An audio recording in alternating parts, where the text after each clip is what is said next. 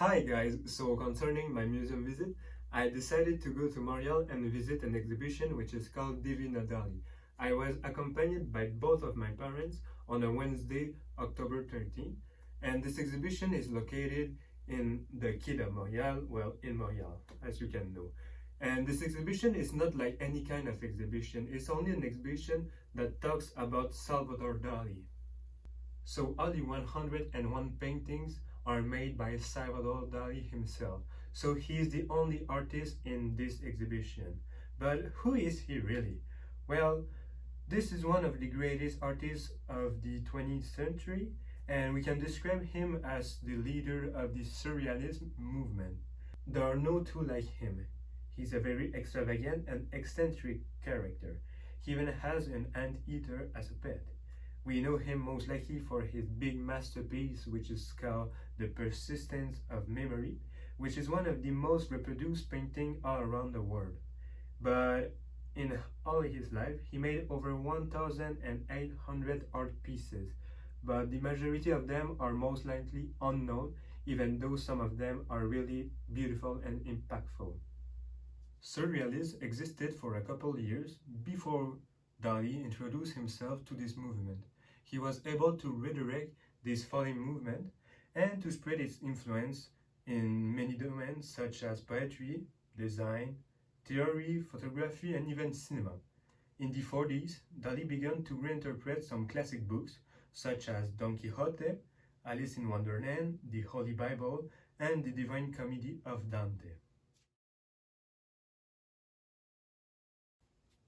To give a brief summary of the history related to this exhibition, well, back in the 50s, to celebrate the 700 years of birth of Dante, well, the National Library of Rome, asked Dali to produce 100 paintings, which, reinterprets the 100 poems made by Dante in his Divine Comedy back in the 1300s, so around the medieval epoch.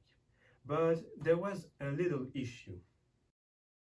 This issue was that Dali is a Spanish artist and he honored Dante, who is a glorious Italian writer. So to the eyes of the Italian government, it wasn't acceptable to honor Dante by a Spanish, and all of the 10 years of hard work that Dali puts in this project were not fully appreciated by the community. So even the National Library of Rome retracted from this project, and his collection of those 100 paintings is one of the most complete projects he ever made, but it's barely known by the public. And the goal of this exhibition is really to present to the community and to the population this unknown part of Dali's work, which can be finally appreciated. The technique used to make all the paintings in this exhibition is the same all along. At the start, the 100 original paintings were made by Dali in aquarelle, but after a few years, knowing Dali the man he is, he always wanted to be known and recognized all over the world. So he decided to print his paintings using a specific printing technique called wood engraving. He asked Raymond Jacquet to take care of this wooden engraving, although in reality the engravings are made onto resin block and not wooden blocks.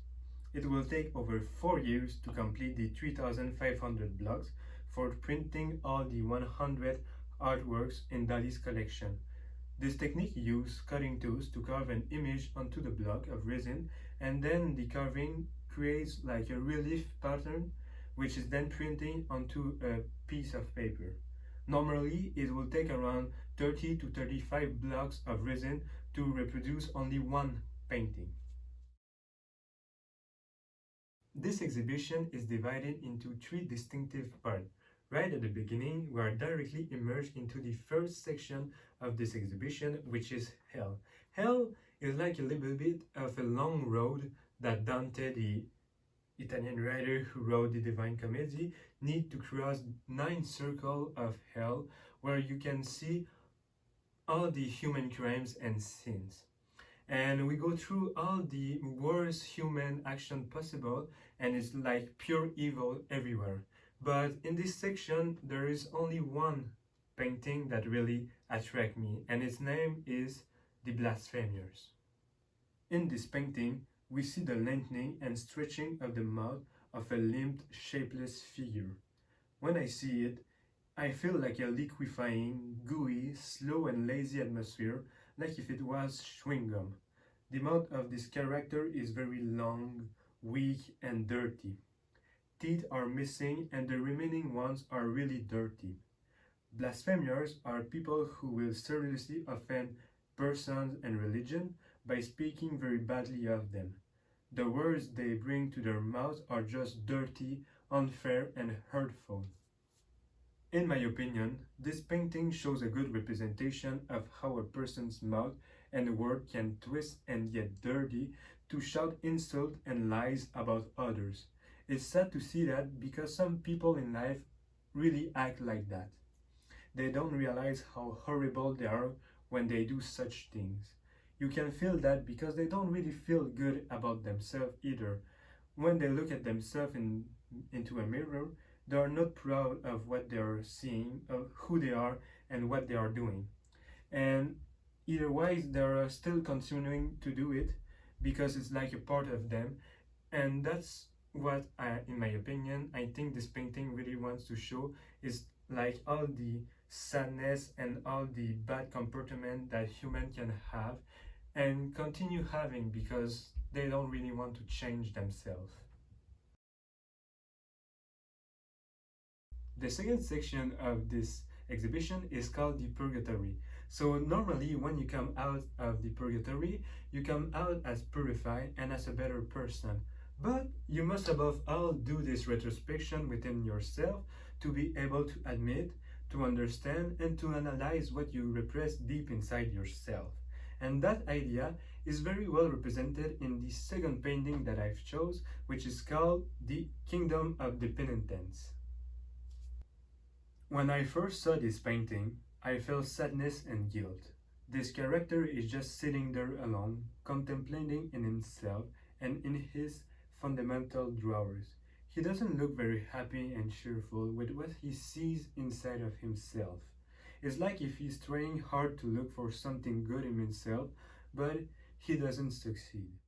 This painting was the first of the purgatory section, so we may interpret that at the beginning of this zone of confession, finding something good in ourselves may be difficult, but with some effort it can be achieved. This inner journey is done alone and we feel the loneliness in this painting. We see that the person has suffered injuries during his life by the bones that pierce his skin.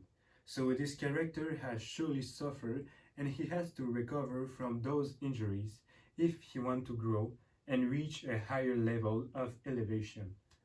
As if we had to accept our past and open our old drawers so that we no longer feel the guilt that haunts us. I really think that those elements mentioned are really in link with the introduction of the purgatory and the kingdom of the penitents. So all those elements make this painting a really good introduction in this new section of the exhibition. And I remarked another subtlety that the drawers remind me of the 7 chakras of the body, which need to be in line so the body can be equilibrated and more peaceful, like finding inner peace to reach a higher level of elevation. And that will be the subject of the next section of this exhibition, which is the paradise. The last part of this exhibition is heaven. It's like a phase just before reaching the afterlife and finally understanding the real meaning of life itself by reaching all the knowledge possible.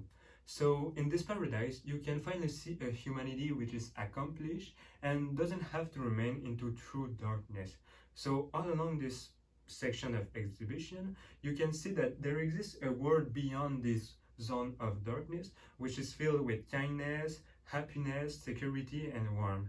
So for my third and final painting that I chose, it's called the Chronology of Cacciaguida, if I pronounce it right. And it really shows the light at the end of a tunnel, which enlighten us and which bring us warmth. So this really explains this section of the exhibition. When you see it, This painting gives you hope that even though times may be harsh or dark, there will always be a light that will enlighten us and guide us through all those dark clouds. So the center of interest in this painting is the cross which radiates and disperses the darkness. The few small lines that comes out of this cross represent a kind of path welcoming new souls toward the light and goodness. We can feel that a weight is taken from our back since we know that we are coming closer to our goal. May all our efforts finally pay off and find comfort in this light. So it shows all the warmth that heaven brings us, and that is what makes this painting beautiful to my eyes.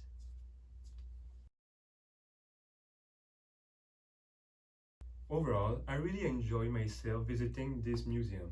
It was not what my parents and I expected from this exhibition. We thought at first that it was more like all those crazy and strange art pieces from Dali, but we were not expecting this universe of the Divine Comedy of Dante.